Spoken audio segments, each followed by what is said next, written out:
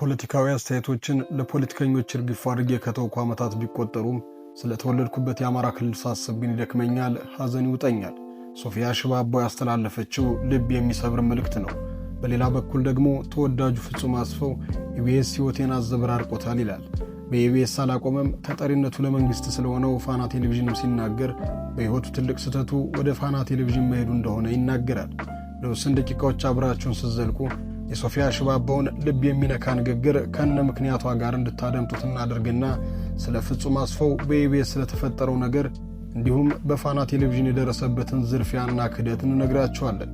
ቪዲዮውን እስከ መጨረሻው እየተመለከታችሁ ሐሳብ አስተያየታችሁን በኮሜንት ደግሞም ቪዲዮውን ላይክ እያደረጋችሁ አብራችሁን ዝለቁ።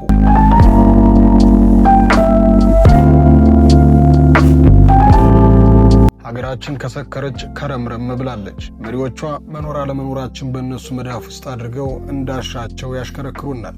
ሲያሻቸው ደግሞ መዳፋቸው ሌንንና ይጨፈልቁናል። ሰክረው ያሰክሩናል። የሀገሬው ሕዝብ በአራቱም አቅጣጫ በሰላም ተኝቶ በሰላም መነሳት ታሪክ ከሆነበት ዓመታት እየተቆጠረ ነው። ችግራችን ስር የሰደደ ቢሆንም በተለይ እንደ ሀገር ካበድንበት የሰሜኑ ጦርነት በኋላ ግን መውጫ ቀዳዳው ተሰውሮብን እንዲሁ እንደተሸበርን ዕለት ከዕለት የሟቾችን ቁጥር መጠየቅ ልማድና ኑሯችን አድርገነዋል። ምንም ነገር ሲቆይ እየተለመደ ይመጣና የቁጥር ጉዳይ ይሆናል። እናም እኛም ይህን ያህል ሕፃናት፣ በዚህ ያህል መጠን ያሉ ሴቶች፣ አዛውንት፣ ወጣቶች ሞቱ እያል የሰውን አስክሬን በቁጥር መመዝገብ ውሎና ዳራችን ሆኗል። አሁንም ከችግር ያላገገሙ የትግሬ ማህበረሰብ ከዛሬ ነገ ጦርነት ሊጀመር ነው እያለ በሰቀቀን ውስጥ ይገኛል። ኦሮሚያም ሆኑ ሌሎች ቦታዎችም እንደዚሁ በግጭት ውስጥ ያሉ አካሎች ናቸው። አማራ ክልል ደግሞ በዚህ ቀውስ ውስጥ ከገባ ዓመታቶችን አስቆጥሯል። ብዙሃኖች ያለ ዕድሜያቸው ያለ ጥፋታቸው ሞተዋል። ረሃብና ችግር እየተስፋፋ መጥቷል። እንደ ቀልድ ወደ አማራ ክልል መሄድ ቀልድ ሆኗል። ለዚህም ነው የአማራ ተወላጅ የሆነችው ሶፊያ ሽባባው የተወለደችበት አካባቢ እንደፈለገች መመላለስ ባትችል ያሳደጓት ሰዎች የዕድሜ አጋሮቿ እንደ ቅጠል እየረገፉ እንደሆነ ስትሰማ መልእክቷን ያስተላለፈችው። የዛሬን ያድርገውና አይደለም የተወለደችው ሶፊያ ሽባባው ቀርቶ የአሜሪካ ኤምባሲ አምባሳደር ከሌሎች አምባሳደሮች ጋር በመሆን የሶፊያን ቤተሰቦች ለመጠየቅ በየጊዜው ይመላለሱበት ነበር። አሁን ግን ራሷ ሶፊያ መሄዷ ቅንጦት ቢሆንባት ነው ይህን ስሜቷን በጽሑፍ የገለጸችው። ፖለቲካዊ አስተያየቶችን ለፖለቲከኞች እርግፍ አድርጌ ከተውኩ ዓመታት ቢቆጠሩም ስለተወለድኩበት የአማራ ክልል ሳስብ ይደክመኛል፣ ሐዘን ይውጠኛል። ለስማ ብዬ ባይሆንም የመጣውበት ሕዝብ በመሆኑ በቅርብ መረጃ ይደርሰኛል። የተወለድኩበት አካባቢ በነጻነት መሄድ እጅግ ይናፍቀኛል። ዓመታትን እያስቆጠረ ያለው ይህ ጦርነት በሕዝብ ላይ ያስከተለው ጉዳት ይሄ ነው ተብሎ የሚነገር አይደለም። ሰው እጅግ እየተቸገረ ነው። ሕዝቡ በብዙ መከራ ውስጥ አለ። በየገጠሩ ያሉ ክሊኒኮች፣ ትምህርት ቤቶች እየወደሙ ነው። ሕፃናት ትምህርታቸውን አቁመው ቤታቸው መዋል ከጀመሩ ዓመታት ተቆጠሩ። እኔ ከመጸለይ ውጭ ምን ማድረግ እችላለሁ? ማረን የእግዚአብሔር ልጅ፣ ፊትህን መልስልን፣ በደላችን ይቅር በለን፣ ፊትህን አዘንብልልን ከማለት ውጭ ሌላ ምን አቅም ኑሮኝ ምን አደርጋለሁ ትላለች። እኛም የእሷን ሐሳብ እንጋራለን። እየተዋጉና እያዋጉን ያሉ ሰዎች የግል ጥቅማቸውን የሚያስጠብቅ ነገር ሲያገኙ መስማማታቸው አይቀርም።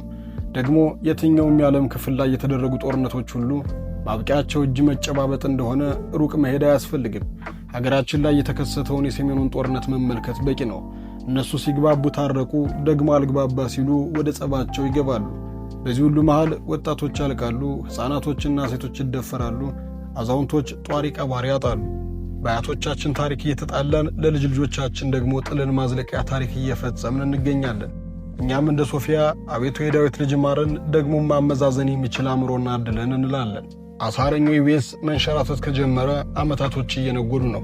መርገምት ይመስል ምን እንደሆነ ባይታወቅም በየጊዜው አዳዲስ ነገር የሚከሰትበት፣ ብዙ ዜናዎች ቤት ውስጥ እየወጡ አጀብ የምንሰኝበት ሆኗል። የፕሮግራም አቅራቢዎች የሆኑ ሰራተኞቹ በአንድም በሌላም ምክንያት ቤቱን እየለቀቁ ይወጣሉ። የለቀቁበትን ምክንያትም ለሕዝብ ይፋ ያደርጋሉ። ወዲህ ደግሞ ከሰራተኞች መልቀቅ ባሻገር ለማንም ሰው የማይመለሰውና ሁሉም ፌርማታውን እየጠበቀ የሚወርድበት አጅሬ ሞት ኢቢኤስ ላይ ክንዱን አበርትቶታል። ባለፉት 3 ዓመቶች ብቻ ፍጹም ያልተጠበቁ 4 ሰዎች ሙተውበታል። በአስፋው ተጀመረ፣ በካሜራማናቸው ቀጠለ፣ በነፂ አድርጎ መጨረሻው እንደሆነ ባይታወቅም ለጊዜው ግን በዋናው የኢቢኤስ ባለቤት አማን ፍስሐ ጽዮን ላይ ደርሷል። ሁሉንም ነፍስ ይማር እንላለን። ለመሆኑ ፍጹምና ኢቢኤስ ምን አገናኛቸው ካል ታሪክ ወደ ኋላ የዛሬ 11-12 ዓመት ይወስደናል።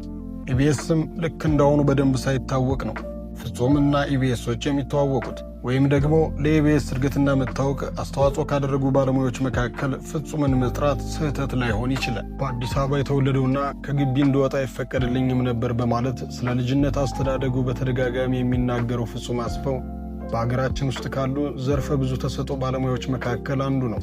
ተዋናይ፣ ደራሲ፣ ዳይሬክተር፣ ፕሮዲውሰር፣ መምህር፣ የፕሮግራም መሪ፣ ፎቶግራፈር እና ሌሎች ያልዘረዘርናቸው ጥበብ ነክ ሙያዎችን ሁሉ አጣምሮ የያዘ ድንቅ ባለሙያ ነው። ከሰላም ተስፋዬ ጀምሮ ማክዳ አፈወርቅ፣ አዚዛ አህመድ እና ሌሎችም ከወንድ እስከ ሴት ያሉ የኪነ ጥበብ ሰዎች በሙሉ በመስማማት ስለ እሱ ይመሰክራሉ። በከፋቸው በተጨነቁበት ጊዜ እግራቸው ወደ ፍጹም ያመራል፣ እጃቸው ደግሞ የፍጹም ስልክ ላይ ለመደወል ይፈጥናል። የትኛውም የኪነ ጥበብ ሰው በአንዳች ሁኔታ ውስጥ ከሆነ የሚያዋየው የሚያማክረው ሰው ማሰብ ከጀመረ ቀድሞ ወደ አእምሮ የሚመጣው ፍጹም አስፋው እንደሆነ ወዳጆቹ ሁሉ ምስክርነታቸውን ይሰጣሉ። ቅልብ እንዳለውና ክፋት በፍጹም እንደማያውቅ በተደጋጋሚ ጊዜ ይናገራል። ስራዎቹም ለዚህ ድንቅ ምስክሮች ናቸው። ቅን ሰዎች መበረታታት አለባቸው፣ ክፉዎች የሚጠፉት ቅኖችን ስንፈጥርና ስናበረታታ ነው በማለት ቅልቦች የተሰኘ ፕሮግራም ለህዝብ ያደርስ ነበር። በቅልቦች የተሰየመው በመቶ ሺዎች የሚቆጠር ሰብስክራይብ ያለው ቻናል አሁንም ድረስ አለው። ታዲያ ፍጹም ኢቢኤስ ጋር የተገናኘው በማለዳ ኮከቦች ነው። በሀገራችን የመጀመሪያው የሆነው የትወና ውድድር የተመለከትንበትና ብዙሃኖቻችን በጉጉት ቀኑን የጠበቅንበት ደግሞም ውጤቱን ለመስማት የተቁነጠነጥንበት እጅግ ሲበዛ ተወዳጅ የነበረ ፕሮግራም ነው የማለዳ ኮከቦች። ይህም ፕሮግራም ይዞ ኢቢኤስ ቴሌቪዥን ጋር ይሄዳል። ኢቢኤስም ጥሩ ፕሮግራሞችን የመስራት ፍላጎት ስለነበረው ፍጹምን እንኳን ደህና መጣ በማለት ይቀበለዋል።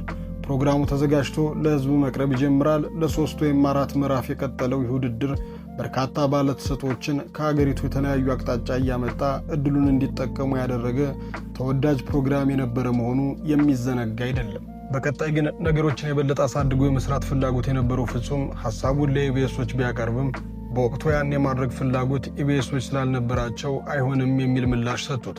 ሐሳቡን ይዞ የተቀመጠው ፍጹም ከፋና ቴሌቪዥን ይደወልና ፕሮግራሙን እኛ ጋር ስራ የሚል ሐሳብ ይቀርብለታል። በደስታም ይስማማል። ሐሳቡን በሚፈልገው መንገድ እንዲሰራ ይስማማሉ። ዝግጅት ይጀምራል። የማለዳ ኮከቦች ከዛ በፊት በሰራበት መጠን ሳይሆን እጅግ ከፍ አድርጎ ለመስራት ዝግጅቱን ጀመረ።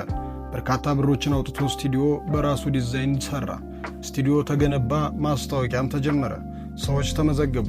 በመሃል ለረፍት ወደ አሜሪካ ሄዶ ሲመለስ ግን ያላሰበው ነገር ተፈጠረ። ምክንያቱም በማያውቅበት ነገር ያ የገነባው ስቱዲዮ ሌላ ሥራ ተጀምሮበታል። በፋና ቤት ተወዳጅ የሆነው ፋና ላምሮት ተጀምሮበታል። በዚህ እጅግ የተበሳጨው ፍጹም ጥያቄ አቀረበ። ሌላ ፕሮግራም እንደጀመሩና አሁን ላይ የማለዳ ኮከቦችን የመቀጠል ሐሳብ እንደሌላቸው አሳወቁት። ብዙ ስለደከመበት ስሜቱ ተጎዳ፣ ተስፋ ቆረጠ።